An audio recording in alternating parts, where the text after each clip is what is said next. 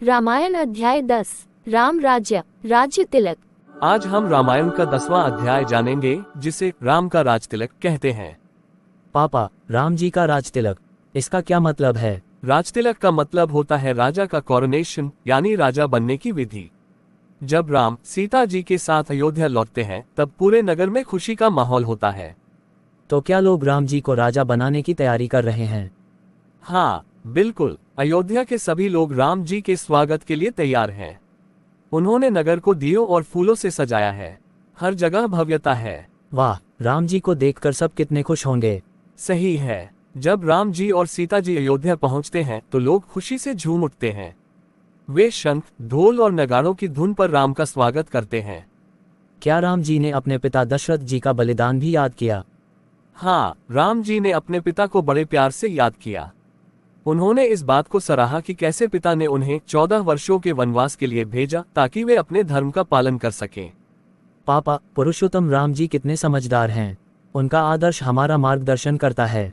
बिल्कुल, राम जी ने कहा कि एक सच्चा राजा वही होता है जो अपने कर्तव्यों को समझता है और अपने प्रजा का भला चाहता है।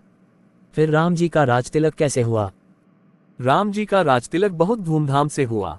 अयोध्या में बड़े बड़े ऋषियों और संतों को बुलाया गया।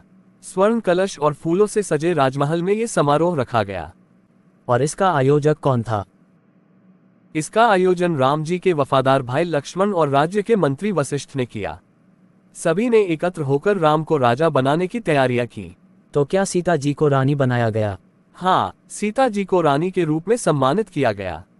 राम और सीता का राज तिलक एक नए युग की शुरुआत थी, जिसे रामराज्य कहा गया। ये तो बहुत ऐतिहासिक कहानी है। हाँ, राम राज्य में सभी प्रजा सुखी और संतुष्ट रहने लगी। राम जी ने सभी पर प्रजा के हित के लिए शासन करने का संकल्प लिया।